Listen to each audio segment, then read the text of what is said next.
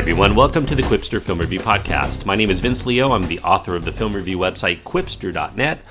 I'm very fast approaching 4,000 reviews. Please check it out at Quipster.net. All of my reviews there, stemming all the way back to when I started writing them, 1996. Quipster.net is where to go. QWIPSTER.net.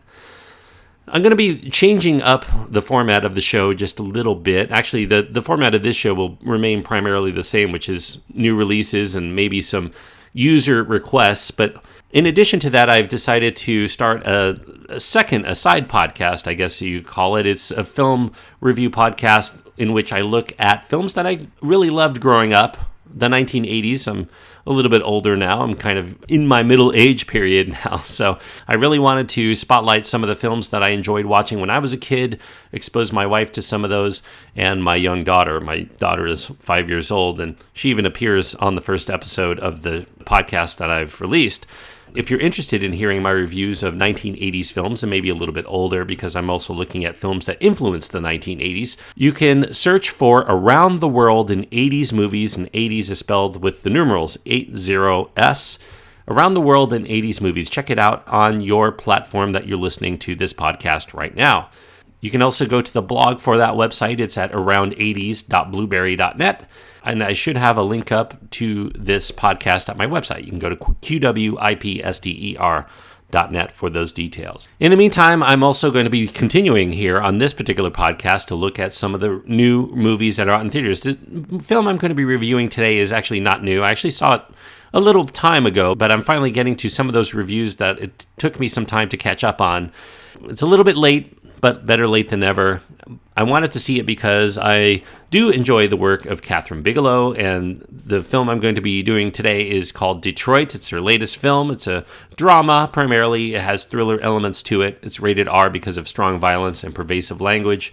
The cast includes Algie Smith, John Boyega, Will Poulter, Anthony Mackie, Jacob Lattimore, Ben O'Toole, Jack Rayner, and actually it's a fairly large ensemble cast. In addition to Kathryn Bigelow directing, she's also working with Mark Boal. Mark Boal seems to be her favorite screenwriter of late because he also wrote the screenplay for her widely acclaimed Best Picture winner, The Hurt Locker, as well as another acclaimed film, Zero Dark 30. She's taking on the challenge of crafting a drama that's based on the true events of one particular tragedy that occurred during the race riots, also known as the 12th Street riot that happened in Detroit back in July of 1967. The screenwriter, Mark Boal, used the facts of the case that had been brought out from court records as well as some personal interviews that he's done with survivors that were involved in order to reconstruct the dramatized encapsulation of events for the purpose of this film narrative. As a film, Detroit is less ambiguous than their previous efforts. First, we start with an animated sequence that tackles head-on the reasons why largely African-American communities exist in many inner cities in places like Detroit, and why they're patrolled mostly from outside police officers to have to deal with the issues there, particularly from a resentful and disdainful point of view. And from there, though Bigelow and Boal don't paint one side as saints and the other sinners, they definitely know which sides the sins are being committed and which side suffers as a result of the sins of the other. Now, the riots and looting were sparked by the mostly white police force coming into a predominantly black neighborhood in order to infiltrate a nightclub operating without a license, which is also known as a blind pig. And that was just another of a continuing series of incidents of police aggression and harassment in that area that had seemingly gone on unchecked. So riots erupted. The bulk of Bigelow's film concentrates on one particular incident, the Algiers motel incident, in which a group of black men and two white women end up having a terrifying night while being interrogated by several white police officers and some members of the National Guard.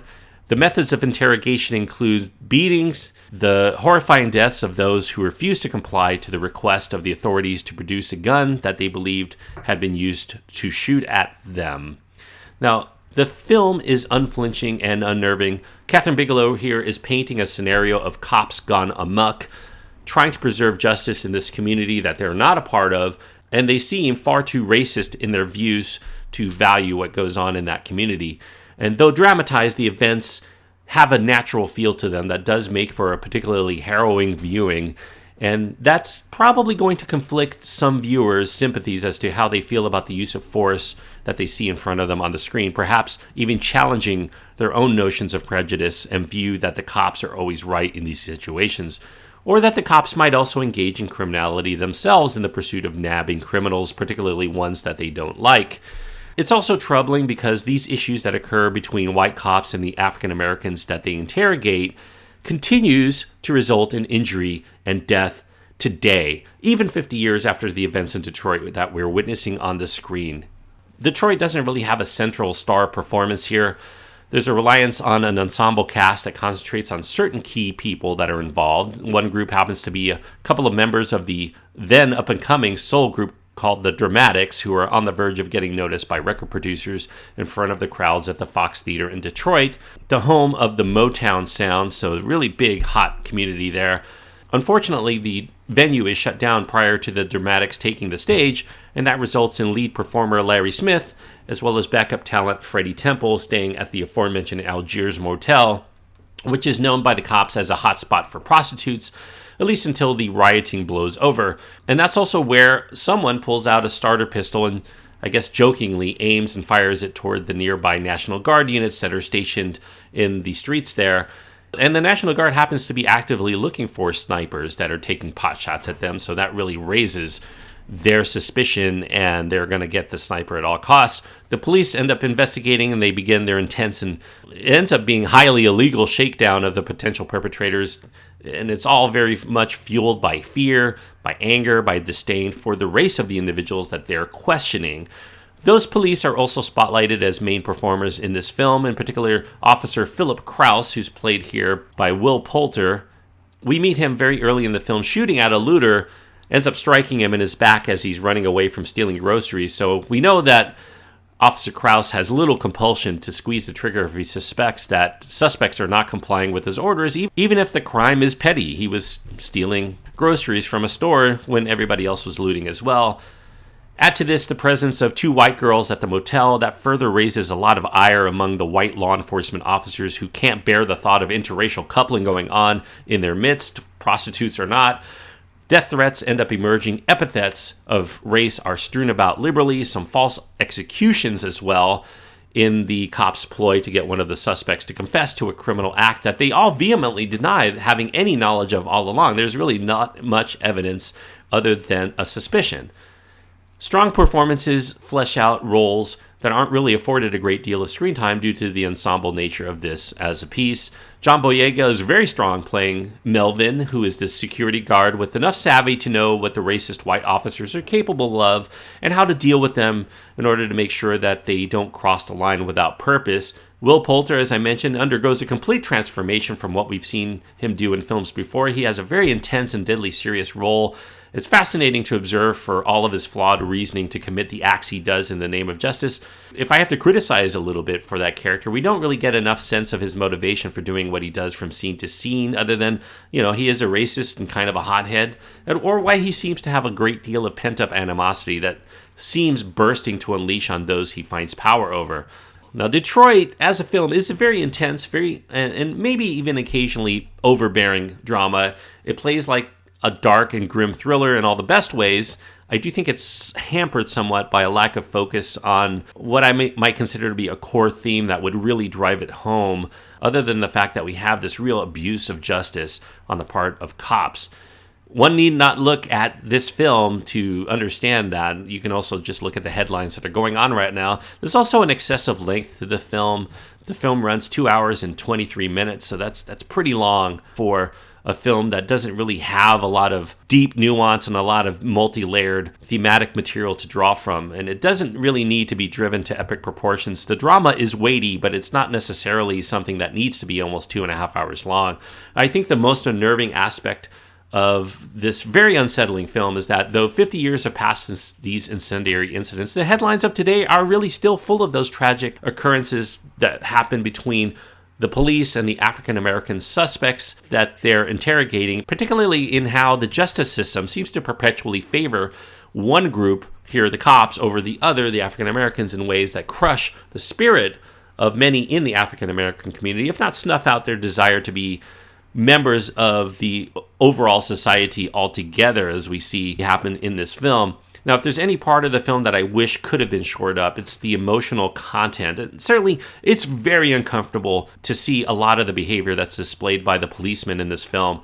It's going to elicit anger in you in some of the worst of it. But for as tense as Bigelow keeps the film, there's still this level of disconnect that we in the audience have between ourselves and the characters that we actually should feel the most for, perhaps because there's quite a bit of time afforded to the law enforcement officers and they're conspiring to control the situation that they themselves have stoked to incendiary levels. So our focus is really shifting all over the place, and it doesn't really allow us to kind of root in to these characters and their story other than what happens in the events. The film also continues into this final act that happens in the court system that could be viewed on one hand as too abbreviated to get a lot of really good drama out of, or some people might actually find that it's not necessary or immediate to see as what came before, and that leaves a lot of the momentum of the film feeling less passionate during these scenes, even though it's still very relevant to see that justice doesn't get served, whether it's in the court system or out.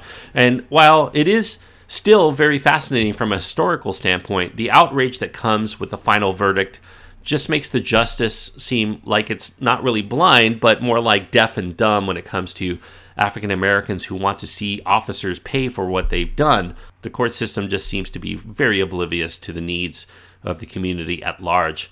And while the film may fall short of the heights that Bigelow and Boll delivered in Zero Dark 30 and The Hurt Locker, I think that there's still plenty of potency within Detroit to spark thought and a lot of conversation on the matter, on this imbalance among races in this country and the justice provided or lack thereof to those who continue to feel intimidated and oppressed by the authorities.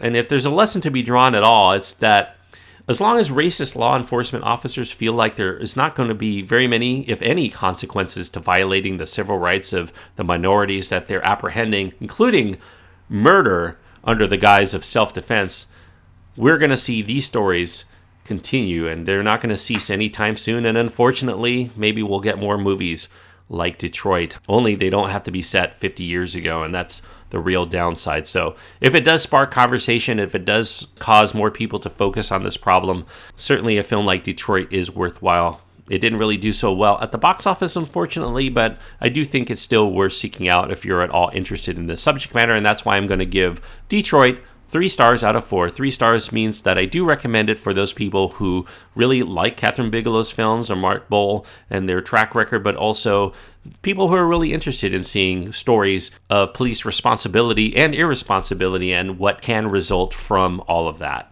So 3 stars out of 4 for Detroit. Thanks everyone for listening. I hope that you enjoyed this review. If you do, I do encourage you to click the subscribe button and you'll continue to get all of my reviews downloaded into your podcast player. Don't forget, Around the World in 80s Movies. While you happen to be using your podcast app, please search for it. Check it out. I've already reviewed episode 4 of Star Wars, because it's the first series that I'm going to be doing on there, including The Empire Strikes Back and Return of the Jedi. So I'm really excited to be getting into those films. So Around the World in 80s Movies. Don't forget, you can also find some of my new podcast work on the In Session Film Podcast. Go to InSessionFilm.com for details on that. And until next time, thanks everyone. Please enjoy your time anytime you get to go to the movies.